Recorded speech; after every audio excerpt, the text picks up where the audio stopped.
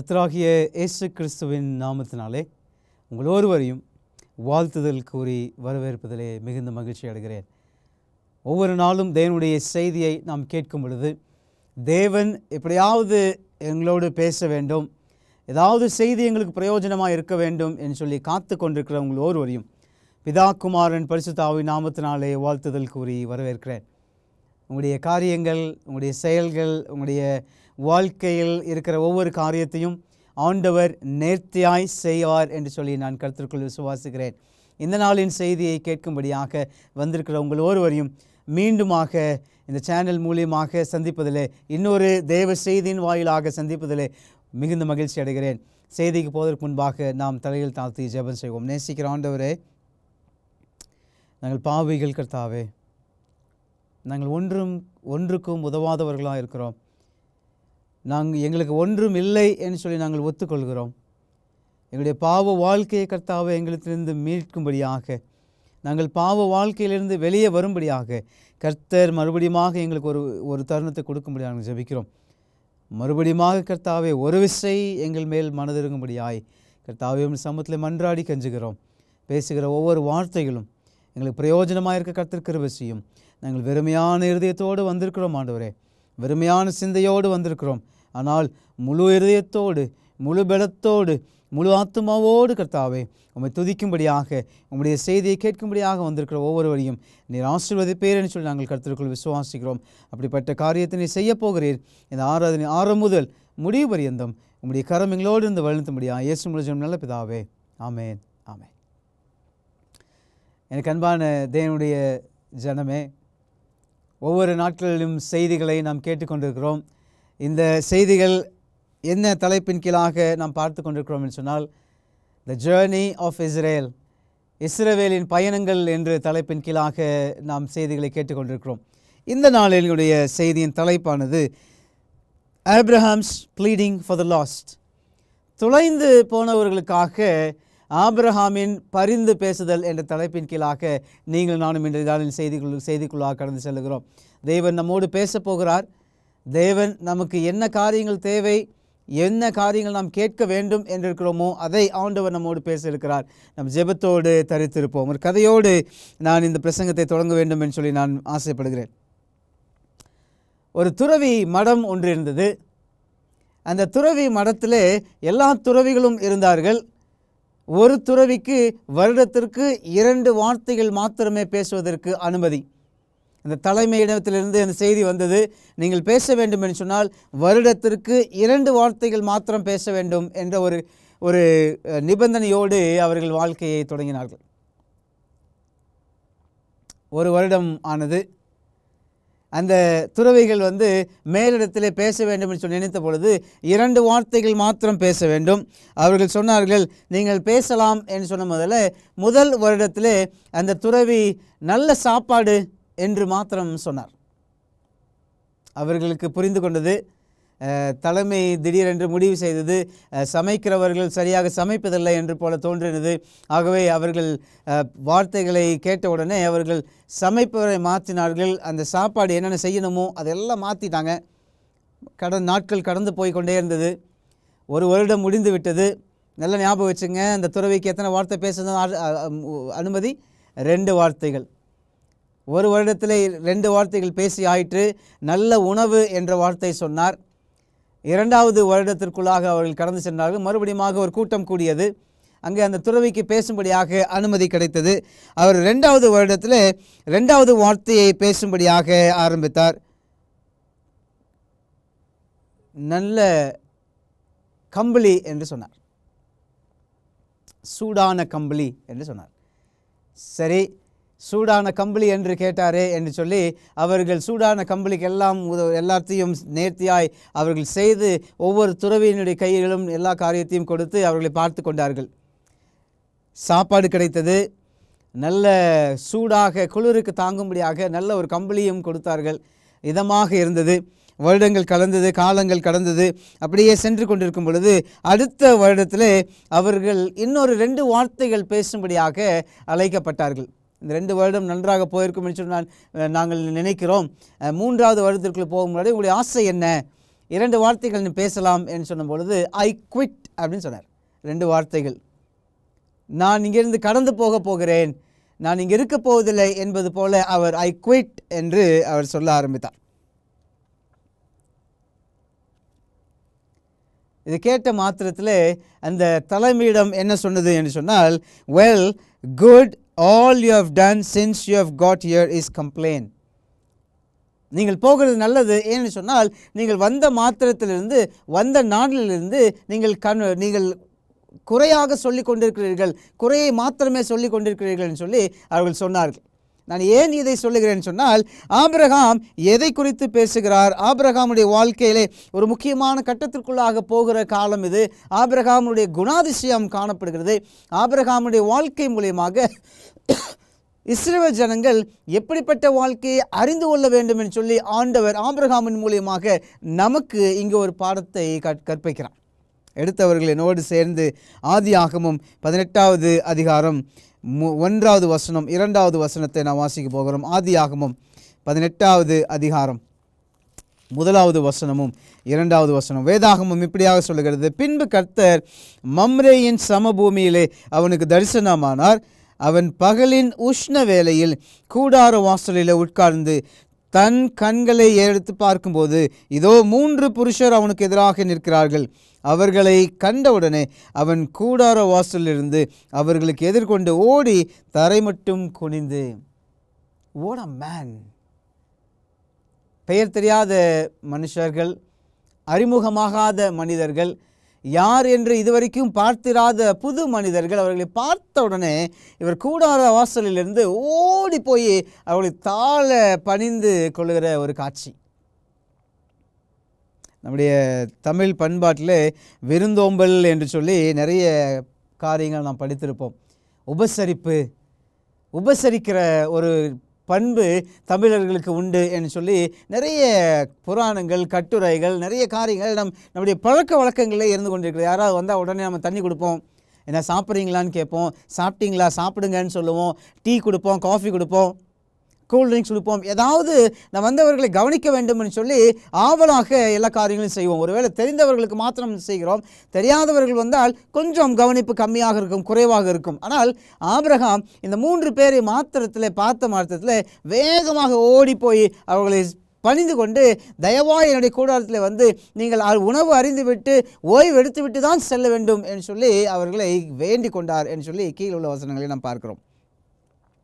வேதாம் சொல்லுகிறது, ஸ்தோத்திரம் செய்வதிலே முந்திக் கொள்ளுங்கள். அநேக நேரங்களிலே யாராவது நமக்கு வந்து ஸ்தோத்திரம் சொன்னால் மாத்திரம்தான் நாம் ஸ்தோத்திரம் என்று சொல்லுவோம். பிரைஸ் லார்ட் என்று சொன்னால் மாத்திரம் நாம் பிரைஸ் லார்ட் என்று கை கொடுப்போம். ஹாப்பி சாபத் என்று சொல்லி யாராவது நம்மிடத்தில் சொன்னால் மாத்திரம்தான் நாம் கைகளை நாம் கொடுத்து ஹாப்பி சாபத் என்று சொல்லுவோம். ஆனால் வேதாகமம் கற்றுக் கொடுக்கிற ஒரு காரியம், you be the first, greet others. நீங்களும் நானும் மற்றவர்களை உபசரிப்பதிலே, மற்றவர்களுக்கு வந்தனம் செய்வதிலே, மற்றவர்களுக்கு மரியாதை செய்வதிலே நீங்கள் நானும் முதலாய் காணப்பட வேண்டும் என்று சொல்லி வேதாகம் கற்றுக் கொடுக்கிறது.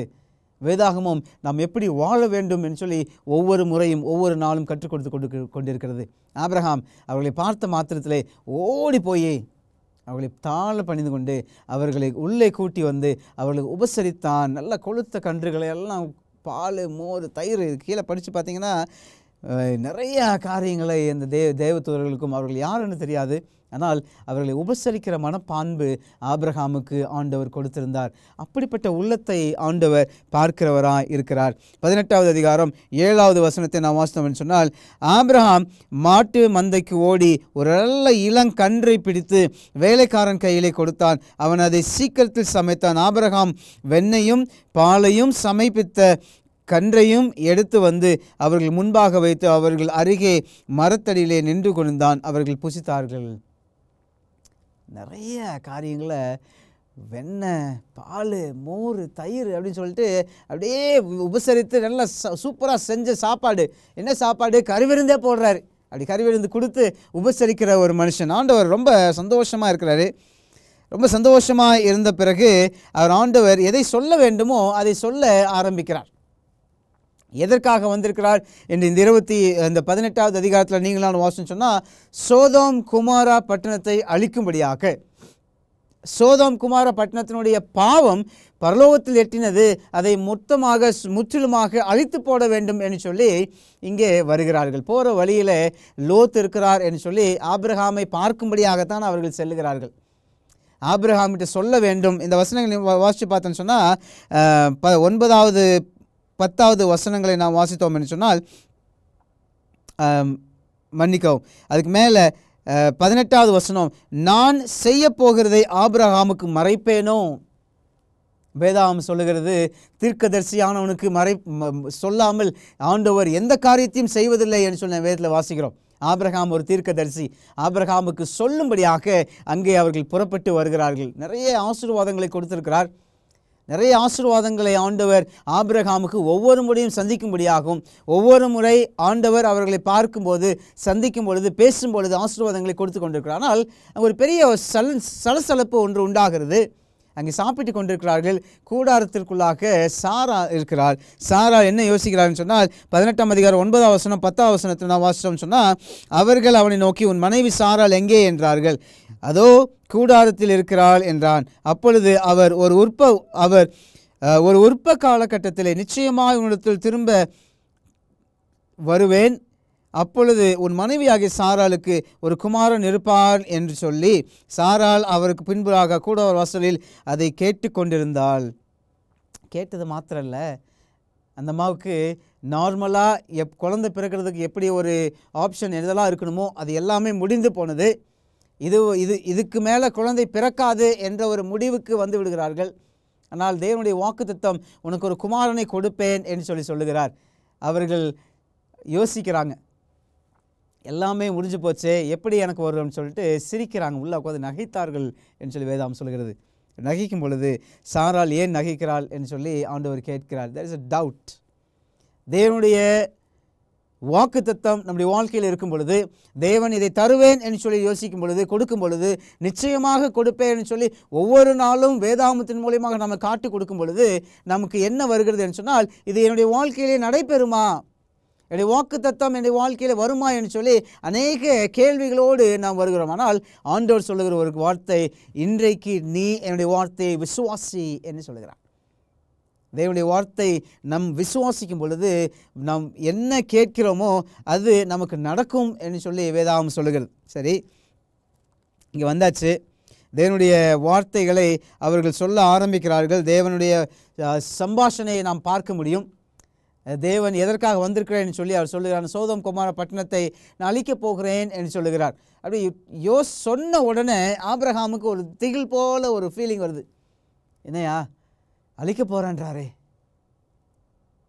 இந்த பட்டணத்தை அழிச்சிட்டா லோத்து இருக்கிறானே, லோத்தினுடைய குடும்பம் இருக்கிறது, லோத்தினுடைய வேலைக்காரர்கள், லோத்து ஒரு பெரிய ஆளாக இருக்கிறானே, எல்லாமே அழிஞ்சு போயிடுவாங்களே, நான் எப்படியாவது லோத்தை காப்பாற்றணுமே அப்படின்னு சொல்லிட்டு அவன் யாருடைய பொறுப்பை எடுத்துக்கொள்கிறான்னு சொன்னால் தேவனுடைய பொறுப்பை ஆபிரகாம் எடுத்துக்கொள்கிறார். தேவன் எப்படிப்பட்டவர், தேவனுடைய தேவன் நம்மை என்ன செய்கிறார், நமக்காக என்ன பண்ணுகிறார் என்று சொல்லி நீங்களாம் வாசிக்கும் பொழுது லூக்கா 18ஆம் அதிகாரம் 1லிருந்து 7 வசனங்களை வாசம் சொன்னால் அங்கே ஒரு ராஜாவை குறித்து ஒரு காரியத்தை நாம் பார்க்க முடியும். ஒரு விதவையானவள். இந்த ராஜா எப்படிப்பட்ட ராஜா என்று சொன்னால் நல்ல ஒரு ராஜா கிடையாது, மோசமான ஒரு ராஜா, துன்மார்க்கமான ஒரு ராஜா. இந்த ராஜாவினத்தில் ஒவ்வொரு நாளும் நன்மையான காரியங்களை, நல்ல ஒரு தீர்ப்பு கிடைக்க வேண்டும் சொல்லி நச்சரித்து கொண்டே இருந்தார்கள். டெய்லியும் வருவாங்க, இந்த ராஜா தள்ளி விட்டுருவார், இது சரி பார்க்கலாம்னு சொல்லிட்டு ஒவ்வொரு நாளும் தடை செய்து கொண்டே இருந்தார்கள் அந்த விதவையை பார்த்து. ஆனால் அந்த அம்மா ஒவ்வொரு நாளும் எனக்கு எப்படியாவது எனக்கு வேணும் அப்படின்ற மாதிரி அவங்க கேட்கும் பொழுது, கடைசியாக நான் இவ்வளோ காரியத்தையும் செஞ்சுருக்கிறேனே, ஆனால் இந்த அம்மா என்னிடத்துல ஒரு நல்ல தீர்ப்பு கிடைக்கும் என்று சொல்லி ஒவ்வொரு நாட்களும் வருகிறார்களே, நான் எப்படியாவது ஒன்று செய்ய வேண்டும் என்று சொல்லி அந்த ராஜா அந்த மகளுக்கு இறங்குகிறார் என்று சொல்லி நாம் வேதத்தில் வாசிக்கிறோம்.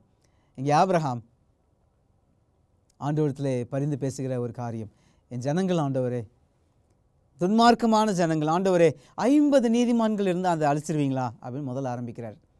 Because is a friend. நாம் பேட்ரியாட்ஸ் அண்ட் ப்ராஃபிட்ஸில் நாம் படிச்சிருக்கிறோம், ஆபிரகாம் தேவனுக்கு நண்பனாக இருந்தார் என்று சொல்லி நாம் வாசித்திருக்கிறோம். Is conversing like a friend, ஒரு நண்பனை போல உரையாடி கொண்டிருக்கிறார். 50 ஆண்டவரே 50 வந்து அழிக்க மாட்டான்ப்பா, நீ கவலைப்படாத அப்படின்றாரு. சரி ஆண்டவர், ஒரு 40, ஒரு 30, ஒரு 20 அப்படின்னு குறைச்சிட்டே வர்றாரு. இது ஒரு பயம் வேறு ஆபிரகாமுக்கு. ஆண்டவர் திடீர்னு கோவப்பட்டு கடிந்து கொண்டா என்ன பிரச்சனை, திடீர்னு ஆண்டவர் நம்ம மேலே கோவப்பட்ட என்ன பண்ணுறது அப்படின்னு சொல்லிட்டு ரொம்ப ரொம்ப சாந்தமாக பேசிகிட்டு இருக்கிறார். 10 கிட்ட வந்து நின்றுச்சு. ஆண்டவரே கோவப்படாதீங்க ஆண்டவரே, நான் ஒரே ஒரு மறுபடியும் இன்னொரு தடவை கேட்குறேன், 10 நீதிமான்களிருந்து அழிச்சிருவீங்களா? என்ன ஆண்டவர் சொல்ல வராரு அப்படின்னு சொன்னால், அங்கே 10 நீதிமான்கள் இருந்து நான் அழிக்க மாட்டேன்ப்பா, ஆனால் 10க்கும் கீழே இருக்கிறாங்க, அங்கே 10 நீதிமான் கூட இல்லையே அப்படின்னு சொல்லிட்டு வருத்தத்தோடு அங்கே பேசி கொண்டிருக்கிற ஒரு வார்த்தைகளை நாம் கேட்க முடியும். 10 நீதிமான்கள் இருந்தால் கூட நான் அழிக்க மாட்டேன். கர்த்தராகிய ஆண்டவர் பிதாவினிடத்திலே உங்களுக்காகவும் எனக்காகவும் பரிந்து பேசி கொண்டிருக்கிறார். எப்படி ஆபிரகாம் லோத்தினுடைய குடும்பத்திற்காக சோதோம் கொமோரா பட்டணம் அழிந்து போகக்கூடாது என்று சொல்லி அவர் ஒவ்வொரு நாளும் பரிந்து பேசி கொண்டிருக்கிறாரோ, அதே போல இன்றைக்கு உங்களுக்கும் எனக்குமாக தேவன் நமக்காக பரிந்து பேசி கொண்டிருக்கிறார். மகனே மகளே, ஒரு விசை நான் உனக்கு தருகிறேன். பிதாவே, இந்த மகள் எனக்கும் ஒரு விசை கொடுங்க ஆண்டவரே, ஒரு தடவை நாம் உங்கள் சான்ஸ் கொடுப்போம்.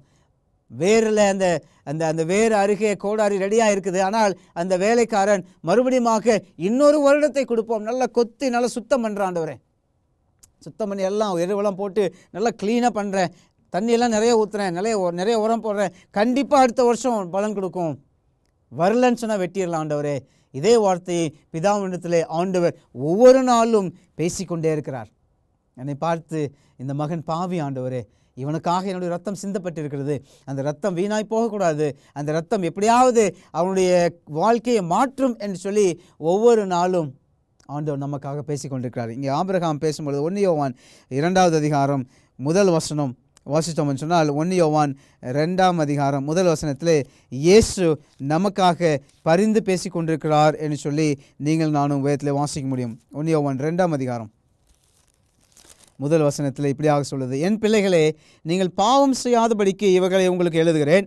ஒருவன் பாவம் செய்கிறவனானால் நீதிபரராயிருக்கிற இயேசு கிறிஸ்து நமக்காக பிதாவினிடத்தில் பரிந்து பேசுகிறவராயிருக்கிறார். நமக்காக ஒருவர் பரிந்து பேசி கொண்டிருக்கிறார்.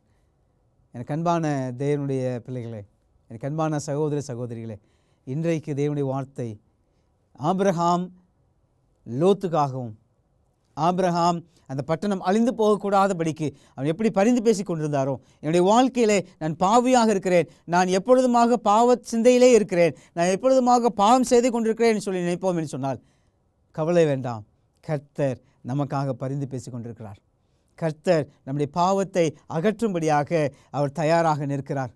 அவருடைய இரத்தத்தை காட்டி பிசாசானவனிடத்திலே அவர் எதிர்த்து நிற்கிறார். இந்த மகன் என்னுடையவள், இந்த மகள் என்னுடையவன், நான் இவனுக்காக இவளுக்காக நான் இரத்தத்தை சிந்திருக்கிறேன் என்று சொல்லி ஆண்டவர் பிசாசனிடத்தில் எதிர்த்து நிற்கிறார். பிதாவினிடத்திலே பரிந்து பேசி கொண்டிருக்கிற தேவனாக இருக்கிறார். அன்றைக்கி நீங்களும் நானும் ஒருவேளை நம்முடைய வாழ்க்கை லோத்தினுடைய வாழ்க்கை போல மற்றவர்கள் எல்லாரை பார்க்கிலும் ஓரளவுக்கு நீதிமானாய் காணப்பட்டிருந்தார். அப்படி இருந்தும் ஆண்டவர் சோதோம் கொமோரா பட்டணத்தை அழிக்கும்படியாக வந்தார். ஆனால் ஆபிரகாமிடத்திலே சொல்லிவிட்டு அதை செய்கிறார். ஆபிரகாம் தேவனுக்கு நெருக்கமாக இருந்தார். இன்றைக்கி நம்முடைய வாழ்க்கையிலே ஆபிரகாமை போல நீங்கள் நானும் மற்றவர்களுக்கு பரிந்து பேசி ஜெபிக்கிற ஜெபத்தை நீங்கள் நானும் கற்றுக்கொள்ள வேண்டும்.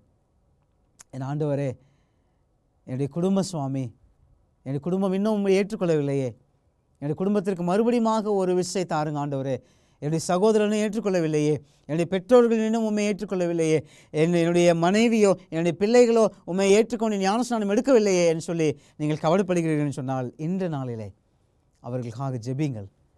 அவர்கள் என்ன செய்ய வேண்டும், எப்படி ஏற்றுக்கொள்ள வேண்டும், கர்த்தர் அவர்களை தொட வேண்டும் என்று சொல்லி நீங்கள் நானும் ஆபிரகாமை போல பரிந்து பேசுகிற குணத்தோடு நீங்கள் நான் இருக்க வேண்டும். குற்றம் சொல்லுகிறது பெரிய விஷயம் அல்ல.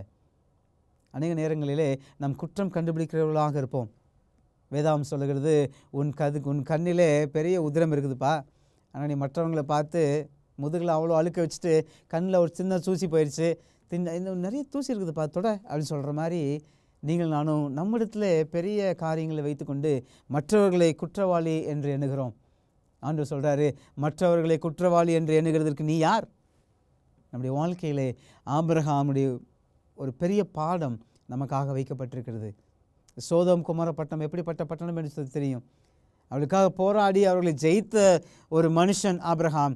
எல்லாவற்றையும் எடுத்துக்கொண்ட ஜனங்கள், எல்லாவற்றையும் கொடுத்துவிட்ட ஜனங்கள், ஒன்றுமில்லாமல் வந்த ஜனங்களுக்காக அவர் மன்றாடுகிறவராக இருக்கிறார். ஒருவேளை உங்களுக்காகவும் எனக்காகவும் யாராவது தீங்கு செய்திருந்தார்கள் சொன்னால், உங்களுக்காகவும் எனக்காகவும் யாராவது எதிர்த்து நிற்பார்கள் சொன்னால், சபையிலே நமக்காக விரோதமாக நிற்பார்கள் என்று சொன்னால், ஒருவேளை நம்முடைய சகோதர சகோதரர் நமக்கு விரோதமாக இருப்பார்கள் சொன்னால், pray for them. முழங்கால் படி ஜெபிங்க. அவருடைய வாழ்க்கையை தொடும்படியாக ஆண்டவருடைய ஜெபிங்க. கர்த்தர் நம்மை ஆசீர்வதிப்பார். ஆபிரகாமுடைய குணம் இஸ்ரவேலுக்கு ரொம்ப முக்கியமாக இருந்தது. ஆனால் அநேக நேரங்களிலே இஸ்ரவேல் ஜனங்கள் இப்படிப்பட்ட காரியங்களை மறந்து போனார்கள் என்று நாம் வேதத்தில் வாசிக்கிறோம். இன்னும் அநேக பாடங்களை நாம் படிக்க போகிறோம். இஸ்ரவேலுடைய வாழ்க்கையிலே இஸ்ரவேல் எப்படிப்பட்டதாய் மாறி போனது, இஸ்ரவேல் ஆபிரகாமுடைய வாழ்க்கையோ ஈசாக்குடைய வாழ்க்கையோ எடுத்துக்கொள்ளாத பாடங்கள் அநேகமாக இருந்தது. அவர்கள் எவ்வளவு கஷ்டப்பட்டார்கள், எப்படி கானானுக்கு போராடி சென்றார்கள் சொன்ன நீங்கள் நான் பார்க்க போகிறோம். ஜெபத்தோடு காத்திருப்போம். வரக்கூடிய செய்திகளுக்காக நீங்கள் நான் ஜெபித்துக் கொள்வோம். கர்த்தர் நம்மை ஆசீர்வதிப்பாராக. ஜெபம் செய்வோம். நேசிக்கிற ஆண்டவரே, ஆபிரகாமுடைய வாழ்க்கையை நாங்கள் பார்க்கிறோம். ஒருவேளை கர்த்தாவே சோதோம் குமார பட்டணமாய் எங்களுடைய வாழ்க்கை இருக்கும் என்று சொன்னால் அதையெல்லாம் நீர் மாற்றும்படியாக நாங்கள் ஜெபிக்கிறோம் சுவாமி. சோதோம் குமார பட்டணம் அழிக்கும்படியாக கர்த்தாவே நீர் ஆபிரகாமோடு கர்த்தாவே பேசி சொல்லி காரியங்களை செய்தீர். ஆண்டவரே, கடைசி நாட்களிலே ஆண்டவரே உங்களுடைய பிள்ளைகள், உங்களுடைய மூப்பர்கள், உங்களுடைய வாலிபர்கள் தீர்க்க தரிசனம் சொல்லுவார்கள் என்று சொல்லி கர்த்தாவே நாங்கள் வேதத்தில் வாசிக்கிறோம். ஆண்டவரே, நீர் எங்களுக்கு சொல்லாமல் ஒரு காரியத்தையும் செய்வதில்லை. இந்த உலகம் எப்படி அழிய போகுது என்று சொல்லி கர்த்தாவே எங்களுக்கு ஒவ்வொரு நாளும் உணர்த்தி கொண்டே இருக்கிறீர் கர்த்தாவே. அதை நாங்கள் மறந்து போகிறோம். ஆபிரகாமுடைய வாழ்க்கையை போல நாங்களும் மற்றவர்களுக்கு பரிந்து பேசுகிற பிள்ளைகளாக கர்த்தாவே எங்களுக்கு காண்பித்தரலும். மற்றவர்களை மன்னிக்க, மற்றவர்களுக்காக ஆண்டவரிடத்தில் மன்றாட, மற்றவர்களுக்காக ஆண்டவரே அவர்களை மன்னியும் என்று சொல்லி அவர்களுக்காக அவருடைய பாவங்களுக்காக கர்த்தாவே நாங்கள் உங்களிடத்தில் மன்றாடி பாவ மன்னிப்பு கேட்க கர்த்தர் எங்களை கற்றுக் கொடுக்க முடியாது நாங்கள் ஜெபிக்கிறோம். நீர் வரும்பொழுது ஆபிரகாமை போல கர்த்தாவே உம்மோடு உறவாட, உம்மோடு பேச, உம்முடைய சமூகத்தில் நாங்கள் அமர்ந்து ஜெபித்து எல்லா காரியத்திலும் போராடி பெற்றுக்கொண்டு மேற்கொள்ளுகிற வாக்கியத்தை கர்த்தருக்கு கொடுக்க முடியாது நாங்கள் ஜெபிக்கிறோம். என்னும் காரியங்களை நாங்கள் பார்க்க கர்த்தர் எங்களுடைய கண்களை திறக்க முடியாது நாங்கள் ஜெபிக்கிறோம். எங்களுடைய செவிகளை கர்த்தாவே எங்களை திறந்தரலும். நாங்கள் பேசுகிற ஒவ்வொரு வார்த்தைகளும், தியானிக்கிற ஒவ்வொரு காரியங்களும், வாசிக்கிற ஒவ்வொரு வசனங்களும் கர்த்தர் நாமத்திற்கு பிரதியாக இருக்க கர்த்தர் கிருபை செய்யும். நாங்கள் சொந்தத்தில் இல்லை ஆண்டவரே, உம்முடைய ஆவினாலே கர்த்தாவே நாங்கள் ஒவ்வொரு காரியத்தையும் பேச கர்த்தர் கிருபை செய்யும், கேட்க கர்த்தர் கிருபை செய்யும். ஆசீர்வதியும் பலப்படுத்தும். இயேசுவின் நல்ல பிதாவே, ஆமேன் ஆமேன். எனக்கு அன்பான தேவனுடைய ஜனமே, இந்த நாளுடைய செய்தி உங்களுக்கு ஆசீர்வாதமாக இருந்திருக்கும் என்று நான் கர்த்தருக்குள் விசுவாசிக்கிறேன். ஒருவேளை இதுவரைக்கும் ஆபிரகாமுடைய வாழ்க்கையிலே நல்ல காரியங்கள், வேதனைகள், கஷ்டங்கள், துன்பங்கள், நிறைய குழப்பங்கள் இருந்தாலும் தேவனுடைய சமூகத்திலே அவன் நீதிமானாய் காணப்பட்டான். அவனுடைய விசுவாசம் அவனுக்கு நீதியாய் எண்ணப்பட்டது. அதே போல் நீங்களும் நானும் ஆபிரகாமை போல் ஆண்டவருடைய சமூகத்திலே இருப்போம். ஆண்டவர் ஒவ்வொரு நாளும் நமக்கு என்ன தேவையோ, நமக்கு என்ன வேண்டுமோ எல்லாவற்றையும் கொடுக்க காத்திருக்கிறார். சாராளை போல நீங்களும் தேவனுடைய வாக்குத்தத்தத்திற்கு குறை சொல்லாதபடி, சந்தேகப்படாதபடி, தேவனுடைய வாக்குத்தத்தம் எனக்கு என்னுடைய வாழ்க்கையில் நிறைவேறும் என்று சொல்லி கர்த்தருக்குள் விசுவாசிப்போம். கர்த்தர் ஒவ்வொருவரையும் இந்த நாளிலே ஆசீர்வதிப்பார் சொல்லி கர்த்தருக்குள் விசுவாசிக்கிறேன். இன்னும் மற்றும் ஒரு செய்தியோடு தேவன் நம்மை அழைக்கப் போகிறார், அடியேனை நிறுத்தப் போகிறார். தேவன் அப்படிப்பட்ட காரியத்தை செய்யும்படியாக நீங்கள் நான் ஜெபத்திலே தடுத்திருப்போம். தேவன் உங்களையும் என்னையும் ஆசீர்வதிப்பாராக. ஆமேன் ஆமேன்.